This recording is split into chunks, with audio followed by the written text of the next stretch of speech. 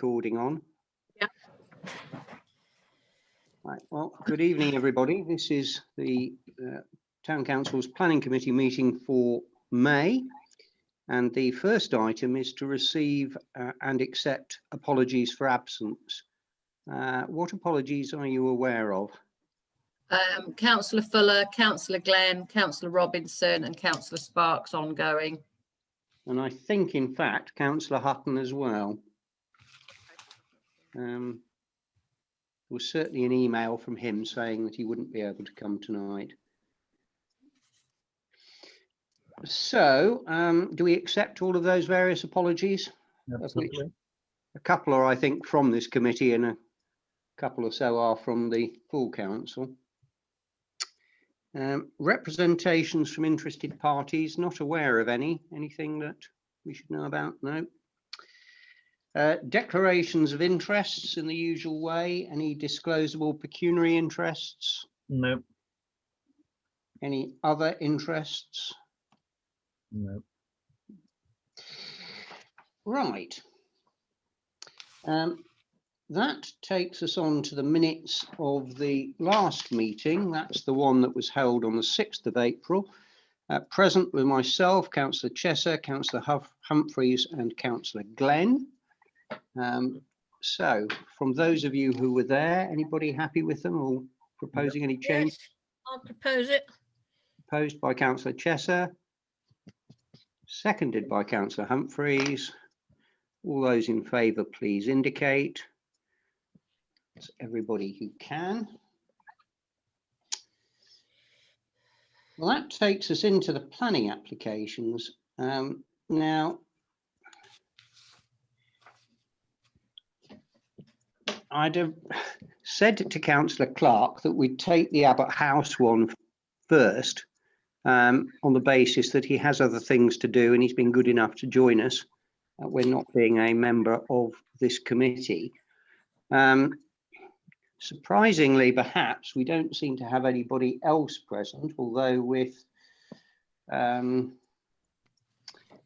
number of apologies we've had, it's perhaps only Councillor Peel, who seems to have disappeared temporarily, who might have joined us and hasn't. So I think we might just start with what I'd planned to do from the outset, which was to look at the Abbott House replacement, if I can call it that. Now, it's not strictly a replacement for Abbott House because there is a replacement for Abbott House and it sits behind the old Abbott House and it's in use. This is a development of the former Abbott House site. And indeed, it's not the first time that we've looked at it because in effect, it's a resubmission with some new plans that came in last month, 8th of March, with a number of new documents, including a design commentary by somebody called JB Heritage Consulting Limited. Well, when we looked at it last September, we objected. I've set out in my note the basis of those objections, but I think it's also actually set out on the agenda as well. And it's interesting that the Conservation Officer's observations on the initial application were not at all dissimilar to our own, the Conservation Officer being concerned by the scale of the building, its modern style, and its proximity to an impact upon heritage assets, of which there are a number in the immediate vicinity. The further paperwork was said to be the result of trying to take on board what the Conservation Officer had previously indicated. My personal observation is that it hasn't really taken it on board very much. If anybody has actually seen the full paperwork on the portal, particularly the new stuff, there are a couple of CGI type images of what it is said this building will look like were it to be constructed. And my views are that in many respects, there is comparatively little substantive change between what was proposed originally and what's proposed now. We're still looking at a building with a significantly larger footprint than the existing old Abbott house. A building which for a significant part is 3 stories high, as opposed to Abbott House's 2 stories high. And a building which, from my perspective, despite the fact they've made a number of relatively detailed changes, still looks substantially like the old one did. For what it's worth, I've shown it to a couple of other people, and the reactions were entirely unfavourable, with people saying that it looked, I think one of them rather notably said it looked more like a prison.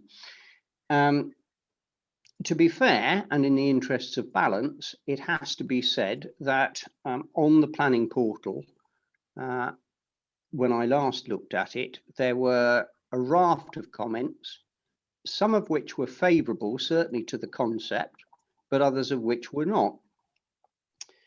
And of course, councillors will recall that when we looked at this in September, although we objected, we did append to what we said something along the lines of saying that we could see that there was a need for this kind of facility. It's simply that this is, if not in the wrong place, it's on the wrong scale. And I suspect we may very well still feel the same. Indeed, if anything, looking at it, the one thing that we didn't comment on before that perhaps we could have done is to look at the impact on what I might call the new Abbott house, which of course lies behind it, is a home for elderly residents, and it will to some extent dwarf that building, and I would have said would have an adverse impact upon the new Abbott house. The one thing that I perhaps also should add to what I've said, although it's in the notes, is that when we objected originally, one of our objections was that there was a single way in and out of this proposed development. And we'd said that we felt that there should be one means of entrance, one means of exit. This, in fact, wasn't an observation by the Highways Department, who haven't made the same point. And I suspect, therefore, if we repeat it, it probably will not cut any ice with anybody, but it may still be that we still feel exactly the same way. We'd also made some observations about the number of parking spaces, and I don't think that the new plans have addressed our concerns in that regard either. So I guess the big question for us is, are the changes that have been made sufficient to remove our concerns that led us to object in the first place? Or do we see ourselves in a position where we are going to object on substantially the same basis as we did before? And at that point, I think I'll throw it open to whoever wants to comment, if anybody. Yeah, no, I've just, I've been sort of looking at it, and I agree completely with you, Councillor Keble. I mean, I think the whole, it's still, the parking is important, I think, and the amount of cars in and out are important. I think that's, I know it's probably going to fall on deaf ears, as you say, but we have to sort of stand up for this thing. And I think the original, on our original comments, the point number 3, the proposed building would adversely affect nearby heritage assets, including various school buildings, and particularly the Grade 2 listed Memorial Chapel and Grade 2 Magdalen House, are still just as valid. So there's much in our original comments that I would still uphold. I mean, I think it's everything we said then is applicable now. I think it's an overdevelopment. I think they could, if they reduce the size, they're asking for 31 apartments. I think it needs to be made smaller. That's my. Councillor Clark. I spent a bit of time cycling up and down the road there this evening and looking at the images that they've done on the CGI thing, and it very clearly will come much further forward than the existing building, and it will be much taller, so it will impose on the road in a way that even is clear on the CGI images. And also going into the new Abbott house, there's a slope between the new Abbott house site and the old one, so that third story as you drive in will become enormous at the front. And I think the other point that it struck me again is from nearly every angle, I suppose there is a nod to the flat roof structure of Cytec down on the corner of Blackthorn Road and Blackpot Lane, but every other roof and building nearby is of a different style and has a different type of roof to the one being proposed. So a different style to the vernacular being forced so far forward and so imposingly high just seems a really ill fit. So yeah, it just doesn't seem the right building in that location. Councillor Chesser. Well, I agree with everything that's been said so far. I mean, our original comments, I think, were said pretty strongly, and all they've done is kind of water them down a bit, you know, sandpaper over them a little bit. And I agree actually with what Ian's just said in terms of the style. But on the other hand, I'm having a but here. It is all a bit mixed and higgledy-piggledy around that site, but it is a good site, I think, for such a building because it's so near to the medicine library, all the other facilities. So in that respect, I think it's a suitable place to put it. So I get the distinct impression that what has been proposed has not really caused us to change our minds. There are perhaps a couple of points. I take what Councillor Clark says about the roofing and did wonder about it, but then I thought, well, the trouble is if you put on a pitched roof, you simply increase the height, even if you reduce the thing to 2 stories, if you then go and put a pitched roof on it. But I think it's a worthwhile observation,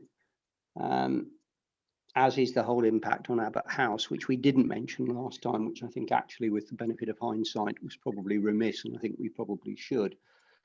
And I guess what we might do is pick up on what we said before and take the point that Councillor Humphreys has mentioned, which is that if this building was scaled back in terms of the number of units within it so that it could be perhaps closer to the current footprint and height, then I dare say we'd take a wholly different view of it because it meets an identified need. It's just sadly somebody trying to cram too much onto what is in essence too small a space. Mm-hmm. I mean, there is a point there, Chair, of the fact that you could argue, and I take Councillor Clark's point, that you could argue about Cytec being a building of, you know, it's a big building and with a flat roof on that in that site. But that building was put forward for the Sterling Prize, architectural prize, when it was built. I don't think this one is going to be put up for any architectural merit whatsoever. So I think there's, you know, you can always argue, I feel you could argue that quite convincingly that this is a, as you said, you know, it's, people have commented before, it looks like a prison. And I don't think there's any prison in the country that's going to be put forward for the Sterling Prize. So it's, you know, we have to stick by that, I think. Right, well, I think it gets the thumbs down on broadly the same grounds as before, and I'll perhaps help work up with Lisa the exact wording of the response, but it's going to be very largely as we responded before. Oh, before I move on, Councillor Chesser. Well, I think we could start by sort of saying, well, we're thankful for the fact that they're trying to move in the right direction. I don't know how you would put it. Yes, I think we can make some I don't observations. want to give the impression that we don't want anything to do with it. No, that's a fair enough point. We'll link all of those more positive things to it and then say we still don't like it. Right. There is a lot of other planning stuff on the agenda, but I know that Councillor Clark had other commitments and had said that once we dealt with this one, he'd like to leave. We're in a position. Thank you very where much. we are I need to go and quiet. do. So thank you very much for your attendance tonight. And I dare say we'll see Absolute pleasure. tomorrow night's special meeting, which seems I'm to be sure. planning I'm meeting sure you of the will. name. Thank you very much indeed. Good luck. Good luck finishing. See you. Bye bye. Bye. Right. If we go back to our regular agenda, we'll try and work through those in broadly speaking the agenda order, which may or may not, in fact, be the same order that my notes came out in. However, as a point of housekeeping, there is an application in relation to a property in Rock Road, which will come up in due course. And the more observant amongst you may have noticed the name of the applicant was Alan. And it is indeed the person who is coordinating this meeting for us. Which is slightly awkward because had we been meeting inside Pletton House, all I'd have done is ask her if she wouldn't mind stepping outside for 5 minutes whilst we discussed it in private and then called her back in.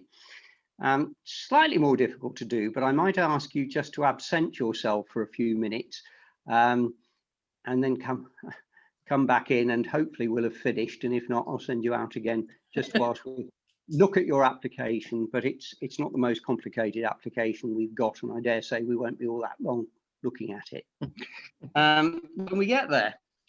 So the first application on the agenda is 9 Cotterstock Road, which looks stunningly familiar, and it's stunningly familiar because we looked at it at our last meeting in April. And at that point, we didn't have any objections.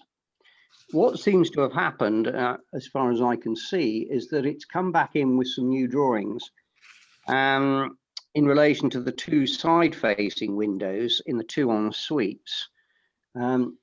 Those windows look out towards another property, but that property is on the far side of the adjacent plot, if I can put it this way. But I think to meet any possible concerns around overlooking, it's now proposed that those windows should have obscured glass. There were no relevant comments on the portal when I looked, other than an observation by Highways that they didn't have a problem because it wasn't actually going to increase the usage or require additional parking. Given that we didn't object before and given the minor nature of this change, presumably it's another no objection. I agree. Yeah. No objection. Right.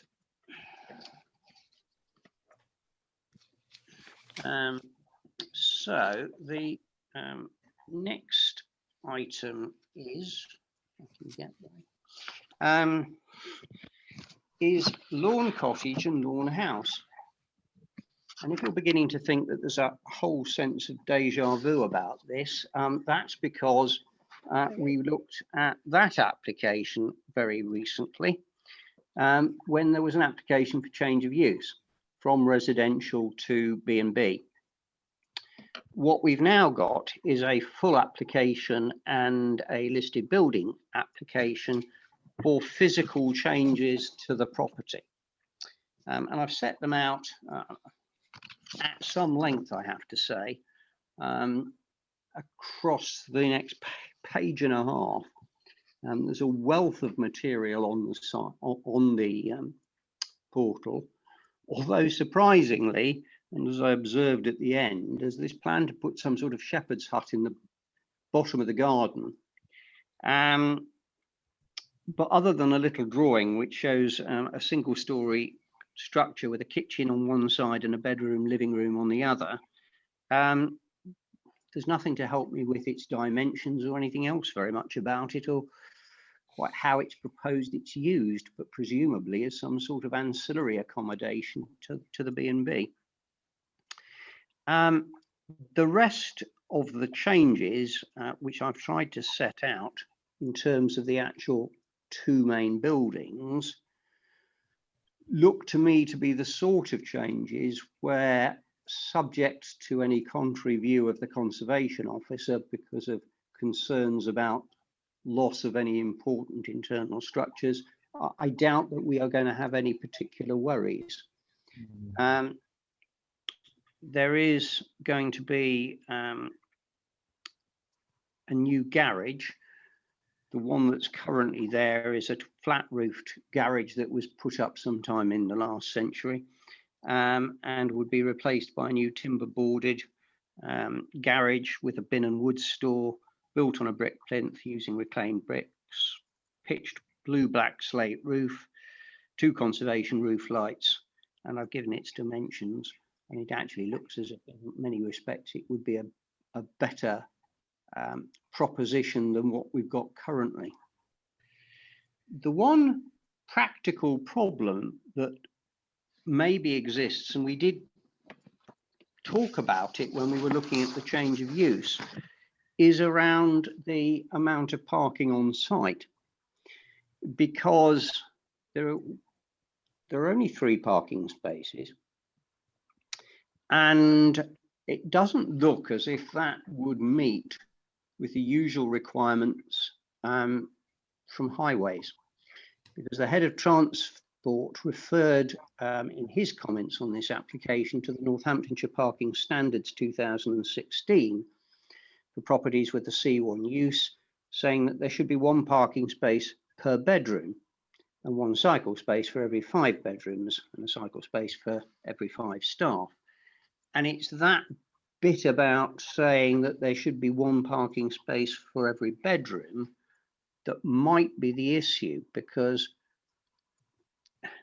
it would appear that there might be more bedrooms than there are parking spaces.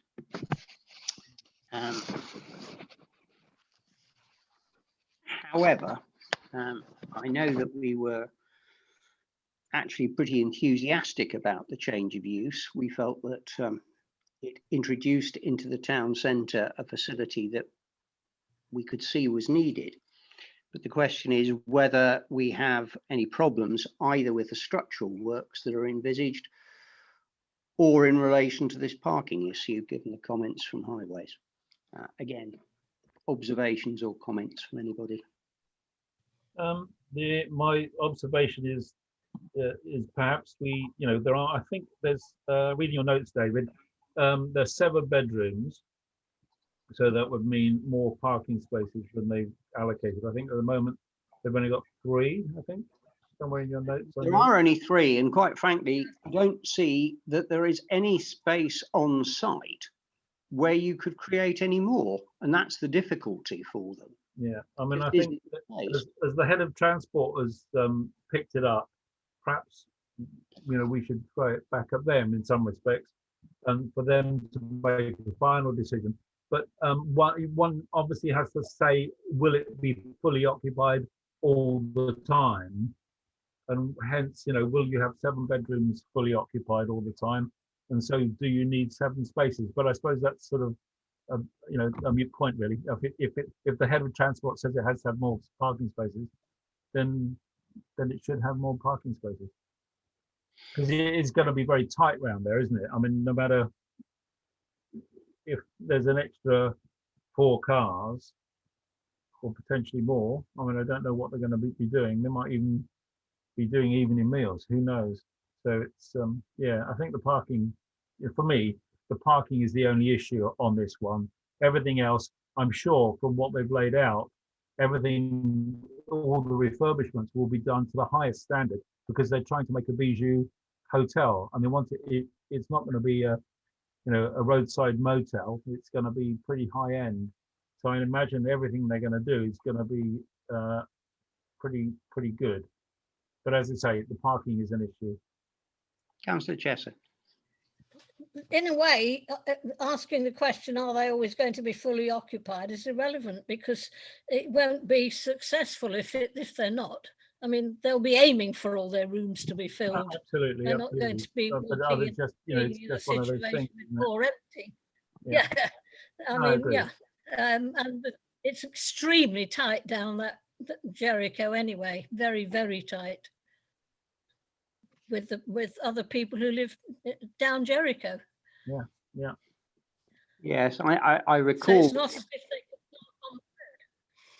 could I recall when we discussed it, we felt there's no on-street parking available to it. We didn't particularly want parking displaced to the short stay car park either, with guests who are plainly going to be staying overnight, particularly since my recollection was that the people who were running it were talking about minimum 2-night stays. So we could easily find people come, park up their car and don't go back to it for at least a couple of days, which if it's were to be parked in the car park would be a real issue for us. So it looks to me as if what we're probably saying is that subject to any contrary views of the conservation officer, we've no particular observations to make with regard to the internal and relatively modest external alterations that are being proposed. But that we are conscious of the fact that parking for the number of bedrooms envisaged might be an issue. I think will be. Oh, yeah, well, yes, we could go further and say on the face of it would be an issue. Yeah. And as I say, unfortunately, I just don't see how they can address that issue. I mean, they do access this proposed garage from the car park. And I suppose that if the parking was a total issue, what they could do is abandon the idea of putting a garage in there and putting some parking in the rear garden area, perhaps instead of the shepherd's hut, for example. But then they would be having to use our car park to access that rear parking. But then they would be using the car park to access the garage in any event. If you remember going back to the Simmons when they developed the back of their property with the chemists, we got very cross indeed about the fact that they were advertising our short stay car parking for car parking. And if I was the Simmons, I'd feel pretty fed up if we were encouraging somebody to do that same thing. Yeah, so I certainly wouldn't be suggesting that we encourage the use of our car park. The only observation I was making is that the only place they can park cars or additional cars would appear to be somehow in their garden, and the only access to that would be through the car park and through what is currently the garage. Yeah, no, we have to be careful, as you say. I mean, they're going to be wanting to park in the marketplace car parking spaces. If you were staying there, I know I would. That would be my first port of call if I was trying to stay there. Not that I'd ever be able to afford it, probably, but that would be the case. But we've also got, don't forget, we've got the funeral place in accessing from the car park as well. So we've got not only the funeral home using it as a byway, we've got now potentially vehicle access into the back of Lawn House using the car park. I think we have to stand quite firmly on this one, because these are comments we made before about the use of car park for the funeral home and now for the Lawn House. I don't think we should even mention that we've thought about that idea. That's putting ideas in somebody's head, David. That might be a valid point. Perhaps we'll leave them to dream it up and come to us again with another plan, and we'll worry about it if it happens. Yeah, we shouldn't right. I rather suspect that's another one where I might just have to try and draft some wording for you, Lisa. Yeah, please. Right. On we go. This one is probably Easy. the least controversial thing on the agenda. 2 lime trees, which is simply a matter of recoppicing. So it is tree husbandry, and under our usual policies, we don't normally worry about it unless the tree officer himself gets agitated about it. It does seem as if the main reason for doing this is to let more light hit the vegetable patch, but on the other hand, the applicant does say that similar work has taken place on at least 2 previous occasions, albeit perhaps the last occasion more than 15 years ago. So my suggestion is that we would probably not want to object to this unless for some strange reason the tree officer was minded to. Mhm. They've been published before, they might as well go back to when they were last done.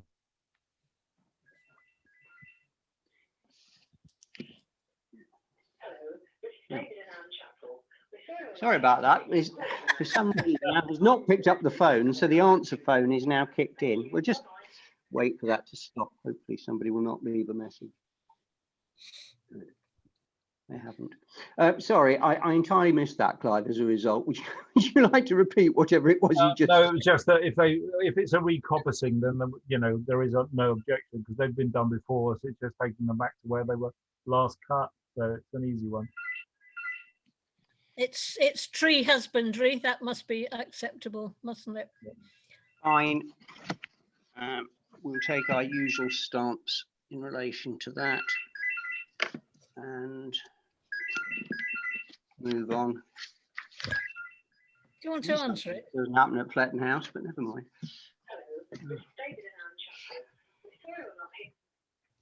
Maybe they'll get the message. Right. The next one on my agenda appears to be 44. No, I haven't. I've turned over 2 pages. That would explain it. The next one is following this pattern of us looking at applications, thinking this seems vaguely familiar. And you'd be right. This is more than vaguely familiar. This is the crane down on the business park. And there is currently a condition about it not being up there permanently and around its hours of use. And the applicant has come back seeking a variation to allow it to remain and to operate 7 days a week. Environmental Protection have said that there should be at the minimum some operating hours. They've suggested from 7:30 in the morning to 6 o'clock at night, Monday to Friday, and 7:30 in the morning till 12 noon on a Saturday, with no opening or operating of it on Sundays or on bank holidays. Highways seem to have got slightly exercised about the thought that it might overhang the public highway, but I don't think it actually reaches that far. And there is a public objector who doesn't like the idea of it being permanently in position and refers to the impact upon residential properties in Ashton Road, which to some extent reflected our own concerns about impact. When we looked at it in March of last year, an application to vary the conditions, oh, for heaven's sakes, imposed by allowing the crane to remain erected permanently, we objected. And I can't, for the life of me, see any reason why we would change our position unless others have had second thoughts about it. No, I agree. Object as before. They're just grinding away at us, aren't they? Well, yes, and this is a retrospective application, so I think what's happened is that the council's enforcement team have been on at them, and I suspect that's led to them to putting in this application in the hope that if it's granted, the enforcement team will then back off because they will have permission going forward. But I don't see why we should make their life any easier. We didn't think it was the right thing previously, and we don't think it's the right thing now. And So nothing's changed, has it? let Nothing's enforcement changed. get on with it Not if they come- have to. Yeah, they've not come back with some new evidence of some sort. Yeah, well, there's nothing being put forward to justify this, other than the fact that it must be for purely commercial reasons. So the next application is for 40 Blackthorn Road. It's a single-storey side extension. Although it's got a Blackthorn Road address, actually it's as much situated in Springfield Road as Blackthorn Road. It kind of runs down the hill, if you can picture it, from the junction of Springfield Road with Blackthorn Road. Yeah. So if you were coming out of Springfield Road into Blackthorn Road, it's the building on your left. The idea is to build a single-storey side and rear extension, which will ultimately have the effect of bringing the property a bit closer to Springfield Road, building into part of the existing patio area. There will be, frankly, a bit of a reordering of the downstairs generally, as I've set out in the note. It doesn't appear to have any impact upon access to the site. It doesn't appear to have any access to any issues with on-site parking. There is going to be a new soft red brick wall that faces Springfield Road, and I've set out details of the materials to be used and so on. There were no comments on the planning portal. I have to say I couldn't see any obvious reasons why we would have a problem with it. No, I walked down there today and had a look, and they've got a sort of conservatory there anyway. So I think that the extension seems to sort of, absorb all of that. And I don't have any objection to it at all. I don't have any objection. Right, no objection to that one. That brings us on to 18 Red Kite Drive, a bigger extension, two-storey side extension with a glazed canopy to the rear elevation, widening the existing driveway, creation of a patio. I've set out a note which gives you a bit idea of dimensions. It's going to be in red facing brick to match the existing, plain roof tiles similarly to match, windows and doors, etc. White UPVC, I think. Described where the windows, etc. are going to be.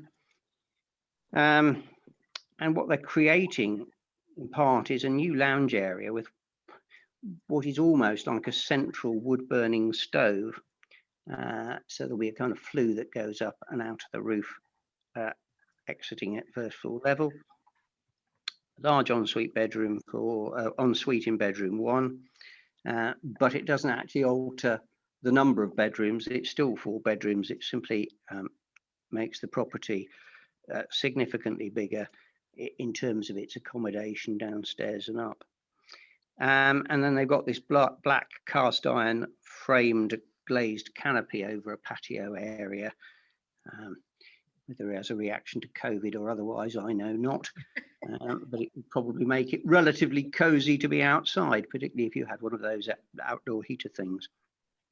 No alteration to the access, other than the fact the existing driveway is being widened, permeable block paving. On the face of it, it looked to me as if there actually might be more parking at the end of this than there is currently. It certainly doesn't seem to have been impacting on it. And highways themselves raised no objection. Again, I couldn't see any obvious reason to get exercised with this one. Ditto, I agree. I think it's no, I have no objection. It sounds as if it's going to, or looks as if it's going to be quite attractive, actually. So. Yeah, it will certainly make the property have considerably more amenity than it does at present. Right, the next one is 16 Tillyhill Close. This is the demolition of what is described as an existing outhouse and the construction of a single-storey rear and side, I should say mono-pitched, but I seem to have now just noticed the O disappeared out of mono. Mono-pitched roof extension with roof lights. I have to say the drawings on this aren't great. And there weren't any elevations shown. It's a 3-bedroom property with a bathroom currently on the ground floor. Effectively, there's no change to the first floor or to the number of bedrooms. Broadly speaking, they're going to absorb the existing outhouse, or at least the site of the existing outhouse, into the building with a kind of wraparound extension to the side, although it doesn't extend the full kind of length or width, depending on how you look at it, of the existing house. Reordering the ground floor to make a larger kitchen with a utility room, create a new bathroom area, brick built to match the existing and so on. Didn't seem to me to be, again, any real issues with any of this. Again, no comments on the planning portal. It just seemed to me to be improving what is a modest property. Yeah, I absolutely agree completely. Yeah, No no problem. objection. No objection to that one. So the next one, I see they seem to appear in a slightly different order on the agenda to my note. So the next one on the agenda is 4 Stoke Doyle Road, yet another extension, single-storey front and rear extension with internal and external alterations. There really wasn't a great deal to say about this one, it seemed to me. Brick built to match existing, concrete roof tiles to match existing, windows and doors, essentially white UPVC also to match. The property is not actually on the main road. If you can envisage going down Stoke Hill towards Warren Bridge, if you drive down there, off on your right, there's a little kind of road that's like a close, and there's 1 or 2 properties up there, and that's, I think, the first one you come to on what would be your right-hand side if you turned into it. I found the drawings a little bit difficult to follow, actually, but there seems to be a new porch area giving access to the property. But what seemed slightly odd was that the rear extension didn't actually seem to almost be connected to the main property. It looked almost like a standalone area with its own separate entrance to the rear. But I couldn't, although it struck me as slightly odd, at least the way the drawings looked, I couldn't see any obvious planning reason for saying anything about it. There were no objections on the planning portal.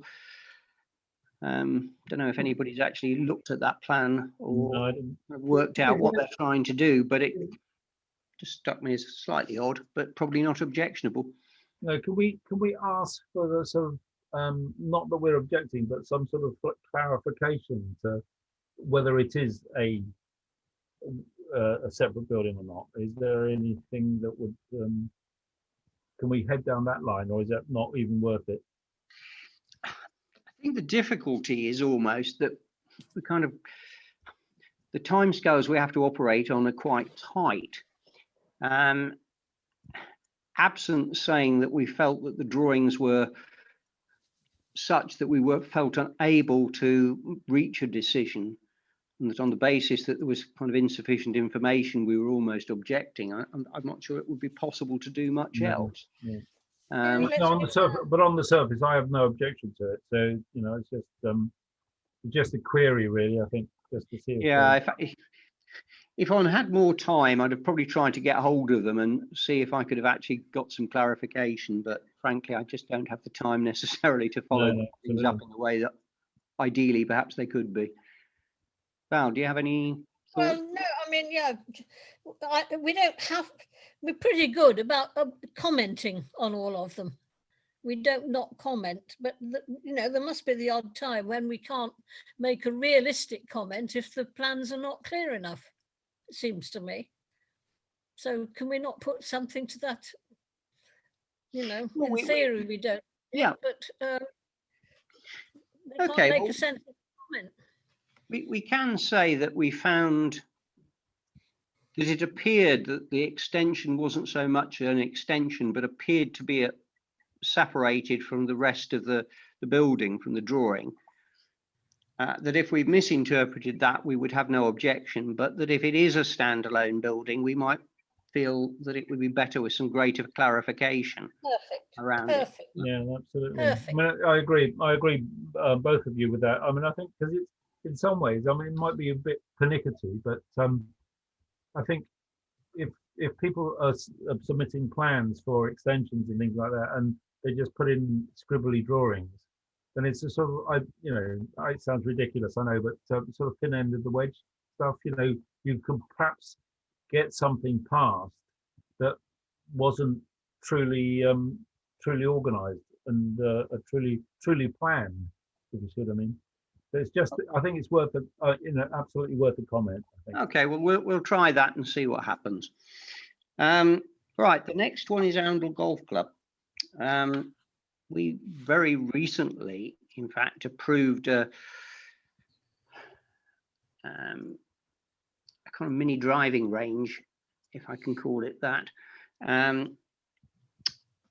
at the golf club, which was being grant funded, and they seem to be doing rather well because they seem to have now got themselves another grant from English Golf to enable them to construct what they described as a swing studio, which has absolutely nothing to do with swing music or anything else, but is there to enable the pro to look at the way you swing a golf club and presumably help you swing it rather better. It's a brick-built extension to match the existing concrete roof tiles also. No, it isn't. Start again. I'm looking at the wrong bit. It's not brick-built at all. It's timber framed and timber clad. Looking at the wrong one. Timber framed and timber cladded to match the existing cladding on the clubhouse, with a 3-layer felt roof attached to the pro shop. Somebody is very persistent this evening, which will be reconfigured to provide a new door access with glazed side screens so that you can actually look into the studio and see people practicing stroke, being given some kind of a golf lesson. There was only one comment on the planning portal, which was from the police, who obviously have some specific standards that they quite like things like this to have in terms of their physical security, which I think is designed to stop people cutting their way in through the roof or something and accessing the premises for nefarious purposes. But other than that, there was nothing. Given its location, I can't see any reason to do anything other than potentially actually support the application. I think I'm doubly supportive when I read the proposal includes a new disabled WC. It does indeed. So, you know, it could only be applauded in some ways for me. Councillor Chesser. Well, they have been having a terribly difficult time and are still only existing by the skin of their teeth. So the fact they've gone out and got grants is brilliant, and I think they'll attract more members, which is what they're after doing. So it has to be applauded, I think. Absolutely.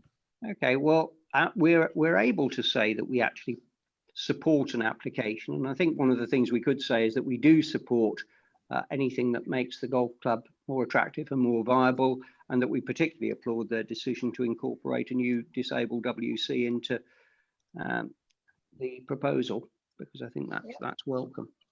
Excellent. So now that brings us to this this applicant who happens to be known to us, and because we've now got 44 Rock Road. Do you want to go and make yourself a cup of tea for 5 minutes or something? In the kitchen. Yeah, but I've got my earphones in, so if I take them out, I won't be able to hear you. That's all right. I've got to carry on recording it though, haven't I? Oh, yes, you must continue to record it. because- Okay, so I'll pop myself on. What do you want? 5 minutes? Well, I suppose if you're going to remain actually physically there, I'll just give you the thumbs up when we're ready. If you go away, I don't think we'll be more than 5 minutes. Okay. Well, I'll nip off. I'll make a cup of tea and then I'll keep my eye on the screen. However, before you leave, Mhm. I'm sure I'm right about this. There's an existing garage, but I'm not sure that it's actually used to actually park a vehicle in. No. And there's a space in front of the garage, sort of between the road and the garage where you can park. But by taking, isn't there? The garage is so close to the road, unless you're in the garage, you don't have off-road parking. So in fact, by doing what you're doing, you're creating additional Another off-road space. parking. Yes. That's Yeah. what I certainly thought it was additional. I mean, the plan That's shows one car, but we actually decrease the size of the width of the extension. So potentially we'll be able to get 3 cars. So if we have visitors as well, they'll be able to park in the driveway. And would they be, would it be tandem parking, one behind the other? Yes. Yeah. Yeah. Still better than what we've got. More parking. What else do we want? Right. Well, if you Right, I'll give you a few minutes then. I'll pop myself on mute and I'll go and make a drink. Right, where's my mute button?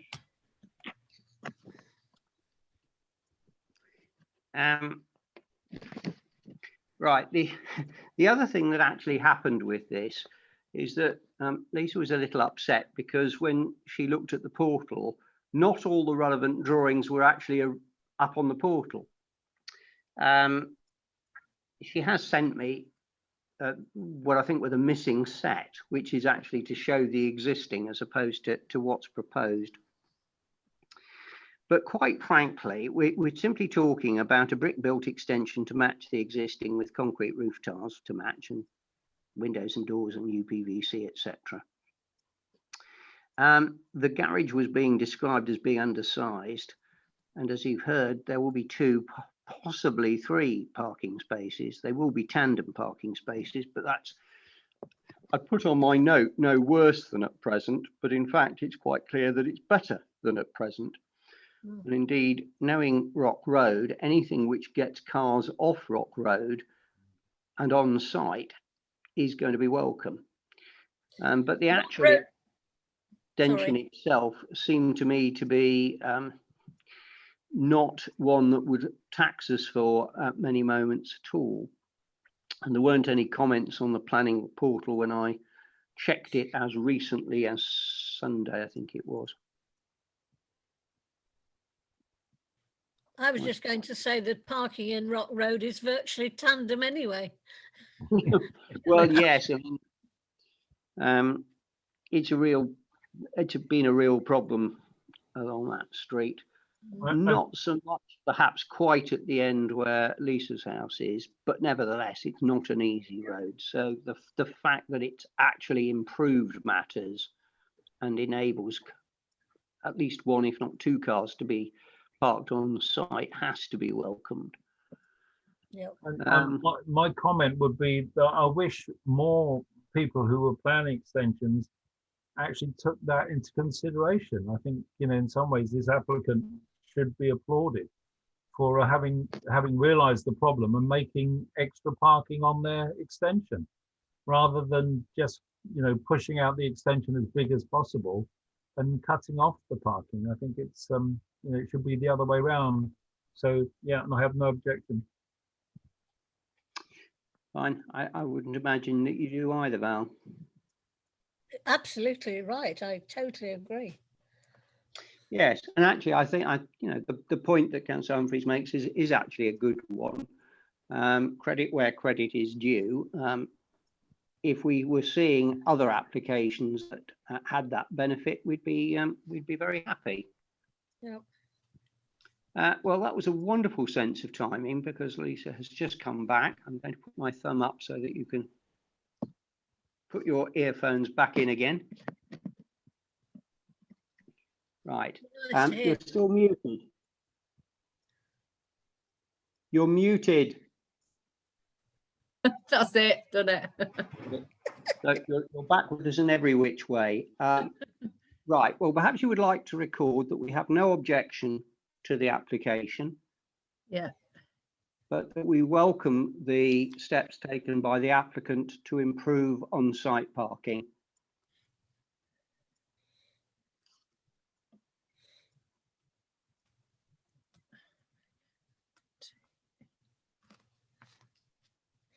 Okie doke. Right.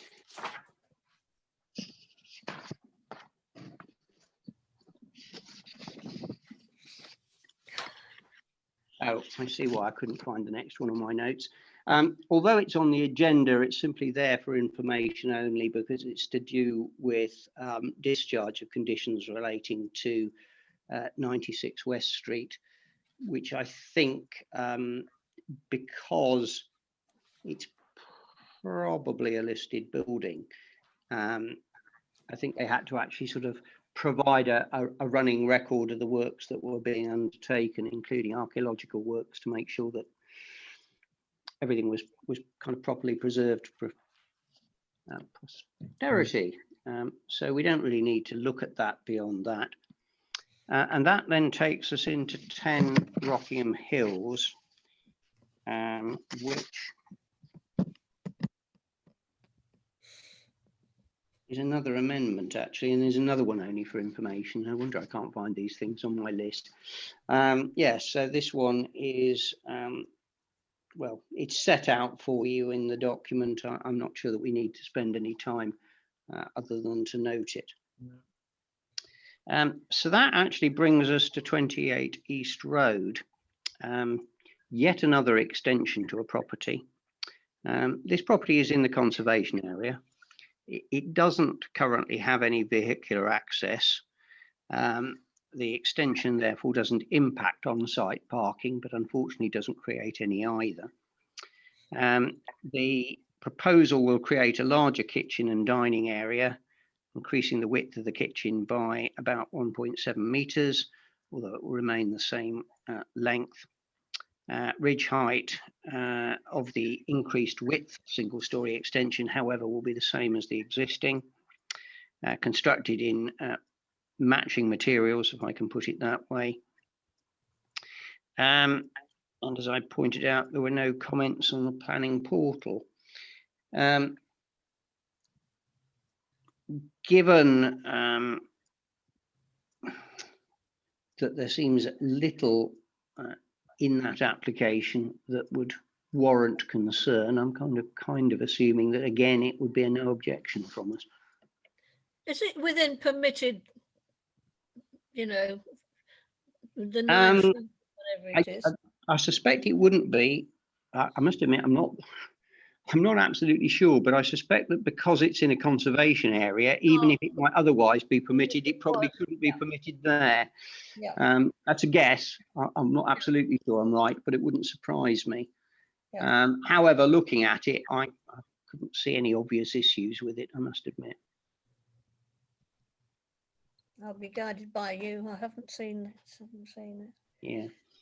I have to say, just as a general observation, because there's quite a lot of applications this month, the quality sometimes of what is put on the planning portal in terms of the drawings that accompany things is very variable at times, and some of them are pretty good and some of them are not. And some, unfortunately, as we know from last month, end up with highly misleading stuff being put on. If you remember what happened to, I was going to say former Councillor Davis, but perhaps I should say former and about to be present Councillor Davis's application, where we got completely misled with a misleading drawing. And I did mention the fact that we didn't see on the planning portal quite all the documents we might have seen in relation to 44 Rock Road either, which is no fault of the applicant who took the trouble to send it to me. Although whether that would have happened if the applicant hadn't been who she was is another matter. But anyway, I did see them. Anyway, slight rant over Dovedale. this is another not insignificant application. I'm sure we're all familiar with the building, and indeed we're probably familiar with it because we were looking at a application as recently as last December, and we had concerns back in December when the plan was to demolish the existing bungalow and put 3 properties on that site. It seems fairly clear that the applicant was encouraged to go away and come back with something different by ENC as well, because they withdrew the application in March and have resubmitted a new application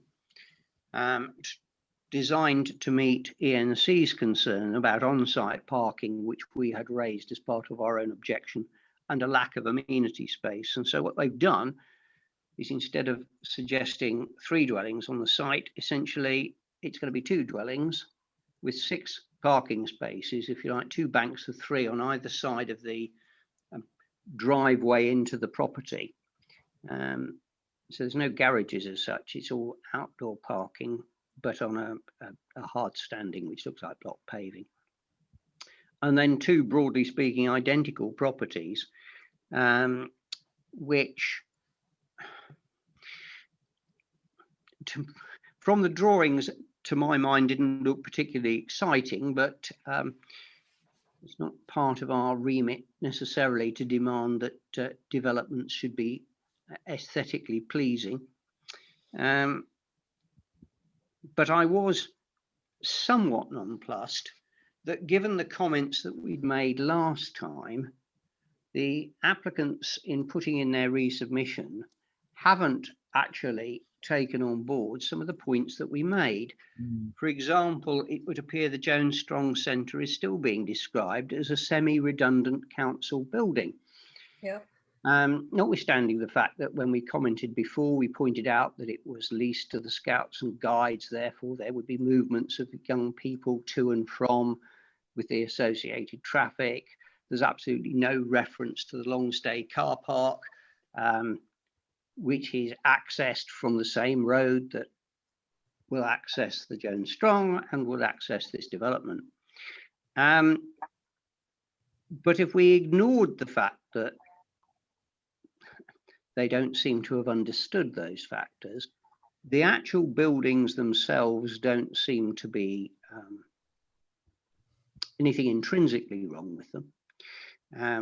There is now adequate parking on site, quite clearly, and they have provided a little lawned area behind each property, as well as a little patio. There's even a little bit of garden area on what, looking at it, would be kind of the left front, so sort of on the corner between East Road itself and then where it comes down towards the entrance to this site and then beyond.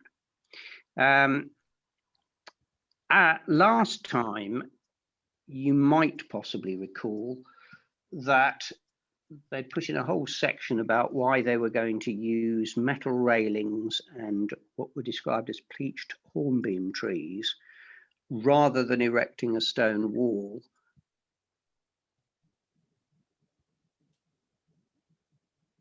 Oh, Hello. David's frozen. You're frozen. oh no, it's going so well as well. He might have to come out. He might have to go out and come back in again. You can't phone him because he's not going to answer.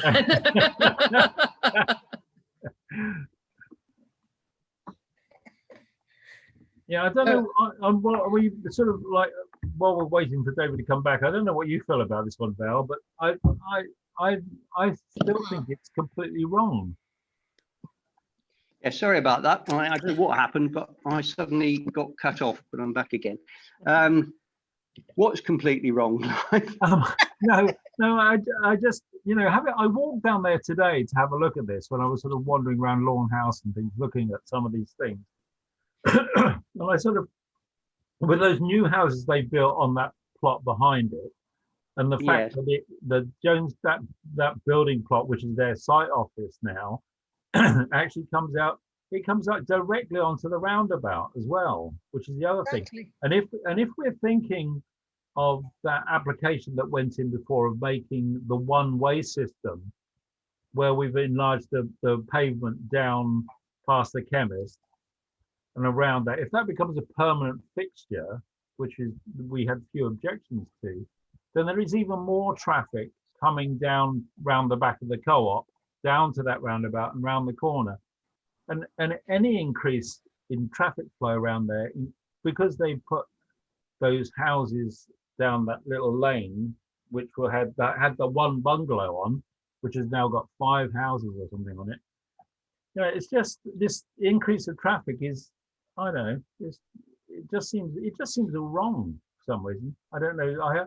There just seems to be too much traffic, and I don't think it's a very wise thing to have people coming out of their houses straight onto a roundabout. Yeah, I think the entrance would be slightly off the roundabout, slightly closer towards the Jones Strong. But I mean, directly onto the roundabout, but it's just, yeah. you know, I don't know. Having said that, they turn right out of there and they're practically on it, as you say, or right by it, or close to it.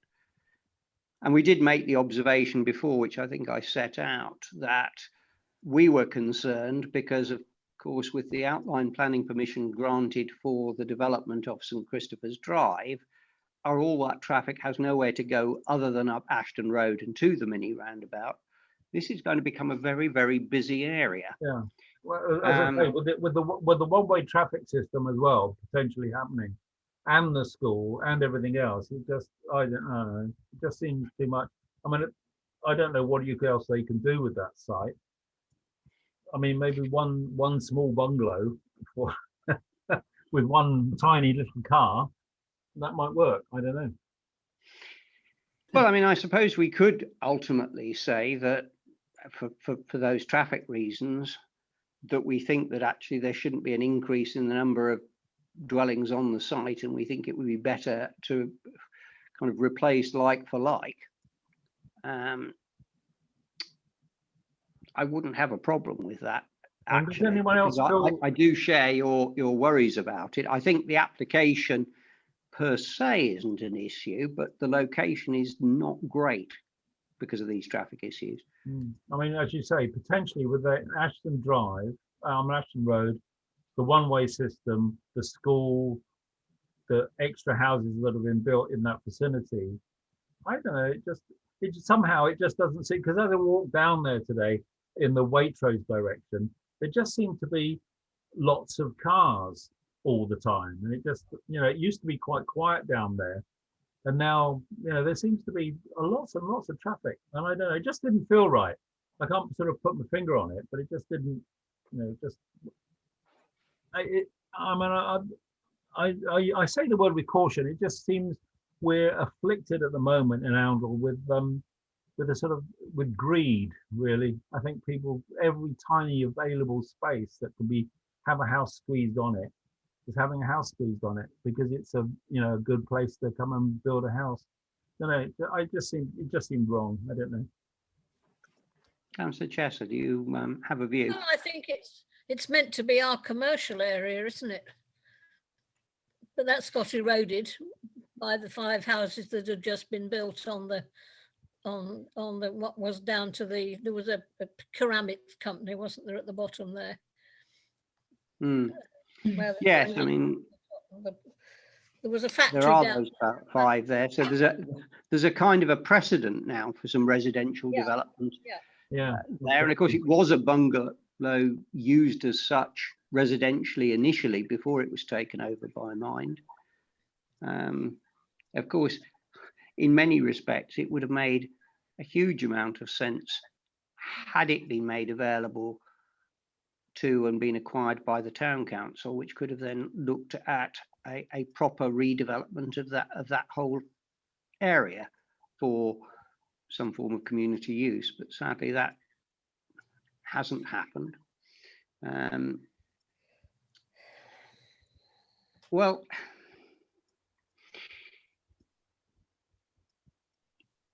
although we didn't actually, I mean, we didn't say on the last occasion that we would feel that we could have approved it if it was 2 rather than 3, as far as I can recall. We simply said that we didn't like the idea of 3 dwellings on that site with the parking issues, and then highlighted our concerns about traffic. There's nothing to stop us, I suppose, dealing with this reapplication by saying that we don't actually think there should be any additional dwelling unit on the site. It should be replaced 1 for 1. But that the additional traffic is just a bit too much for that area. We clearly fit with Clive's reservations. I would be happy enough to respond in that way. I don't know, Val, do you feel the same? Well, there is. I don't care really. I mean, 1 or 2, because I mean it depends on the size. If you see what I mean. I don't mind having people living down there, because it does give our long stay car parks a little bit of somebody being there to watch over it, you know, from a security point of view, because it does cause us problems quite often, you know, with teenagers misbehaving. So, I mean, you could say there's an advantage in having people living down there. Yeah. Perhaps I shouldn't be saying it, but I don't think that 2 is really very much more than 1 in this instance. 3, Well, I think. there'd be small houses. There'd be small houses, so fewer cars. Perhaps that's the way to look at it. You know, yeah. I just maybe it's just worth a comment, David, on it about the, you know, having, as I said, because of the change of, you know, the one-way system and, you know, once again the Ashton Road development. You know, it's just a caution. Maybe they'll pick up on it and think twice and just say, you know.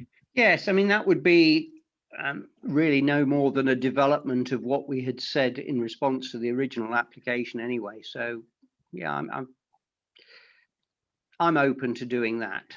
Right, okay. The developers won't care. There's a stonking great car park next to it. Yeah, you know, no, I mean, Put 2 cars, put 1 in the car park. That's what they'll be thinking in any event. no, I mean, it's worth a comment. I think walking around town. I mean, I had occasion to go up Hillfield Road the other day. This is a slight, you know, a deviation of our conversation, but I'm amazed how many people have so many cars parked on their properties. I mean, there were cars there. There were, you know, single houses with parking for 2, maybe possibly 3, with 6 cars crammed onto them.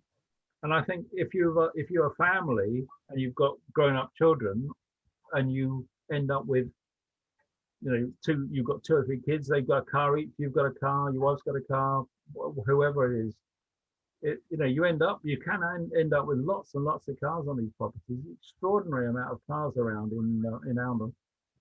So traffic is once again, but as you say, David, yeah, let's go with what you feel. Okay. Well, I'm at a bit of a loss with the very last item on our agenda. We're being asked to comment on a variation of a Section 106 agreement. Part of that variation is purely technical and wouldn't necessarily concern us. But the other bit says amendments to the affordable housing mix, as per our client's emails with the local authority. Well, that's all well and good, but the emails with the local authority are not on the planning site. The wording of the proposed changes to the Section 106 agreement are not on the site. It is frankly impossible to comment other than to express, in my view, concern that if the original Section 106 agreement was based on a particular housing mix, affordable housing mix, if somebody is looking to change it, dare I say, I don't think they would be changing it for what we would probably consider the better. They'll be trying to water down what's in it. Absolutely. And I would have thought that if it was clear to us that that's what was happening, we'd have said we object to it. Very The only much reason so. we can't say anything very much is because we just haven't been provided with the information to do it. So I'm inclined to say that if the intention is to reduce the amount of affordable housing, then we would disapprove it. Having said that, I must admit, I thought that most of that site had already been finished off. So I was a bit surprised that this application had come forward at all. But there we are. Does anybody else know something I don't? This feels like they're going behind our backs and Yeah. being encouraged to do it by the plumbers. Well, it's pretty not on clear the site. that we're not very happy with it, because we are being kept in the dark, and we have this feeling that something is going to happen, which if we were fully aware of it, we'd have objected to. Absolutely. So I think we can only respond in those terms and see what happens next. We have to respond quite strongly, because there's actually a little bit on the agenda that says that makes me sort of sit up a bit, with the amends to the mortgagee exclusion clause to bring it in line with current lending requirements to allow charging. So this is something else that sounds quite sinister in itself. I'm less worried about that, because I suspect it is a purely technical change. Right, okay. That quite possibly is needed, because there's an organisation called the Council of Mortgage Lenders who prescribe kind of minimum requirements for things, and if their requirements change, then essentially if developers don't produce things that fit, you won't be able to get a mortgage on them. Right, okay. Now, I don't know the exact detail, because again, all I know is what's on there, because that's all that you see if you go to the Yeah, portal. absolutely. I mean, it literally just describes what's on the agenda, nothing more, Yeah. nothing less. But I doubt that we would be, if we had the full picture of that, I doubt we'd be worrying about it. Mm. But I do think we're probably worried about the other bit. Yeah, I agree. Okay. Another one for you to write, David. You see what I'm going to be doing immediately after this meeting's finished, which is simply now sitting there and trying to draft half a dozen responses. Well, you're the perfect person for the job, David, for that sort of thing, because this is the lawyer speak, isn't it? This is all sort of mumbo jumbo to the man on the Clapham omnibus. So yeah, well, I shall. Well, you have our backing, I think, to pursue it strongly. Well, I think I can get the sense. So I'm sure you'll be happy enough with what I put. Right, let's look at the remaining matters on the agenda, such as they are. We've got the planning outcomes listed. You'll notice that we objected to 61 Hillfield Road, but that it was granted. You'll notice that we objected to 18 Clifton Drive, but that was the one where we objected. Then when we found out more, we withdrew our objection. Happily, in a sense, that's been granted. Rather more surprisingly, 17 Hillfield Road, which we hadn't any objections to at all, has been refused. So there you go. You can never tell, can you? Well, they've had some. not They've enough. had some complaints. Yeah, no planning appeals. So it's only any other relevant matters for report. The only thing I would remind you both of is that we have another meeting of the full council tomorrow night to look at a specific planning issue, where I rather hope the turnout might be somewhat better than this evening, because I had rather thought we might be joined by other councillors, but save for Councillor Clark, that did not happen. Whether it's the problem of trying to hold a meeting 3 days before the current council ceases to exist, I don't know, but there we are. Councillor Peel did try to join. He emailed me to say he'd been in the waiting room, but it hadn't appeared on my screen for some reason. And so I resent him the Zoom link, but by that time he said, "Oh, I've signed off now and I'm doing some of the work." So, Oh well, he so I don't know what tried. happened there. Yeah. Does anybody else have anything else of relevance to raise for this evening? No, If not, nothing from me. the only thing that really remains is for me to thank Councillor Humphreys, because you've been a very valuable member of this committee, and I'm really sad that you will not be staying on the council and staying with us for the next 4-year term. As I say, I might yet be back. So don't careful what you wish for, David. Oh, well, we do have some vacancies, so who knows? Yes, but anyway, my thanks to you, and of course, as ever, to Val.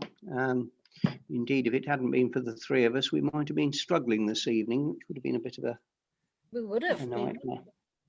Well, thank you very much. Thank you very much for those kind words, Chair. I appreciate that.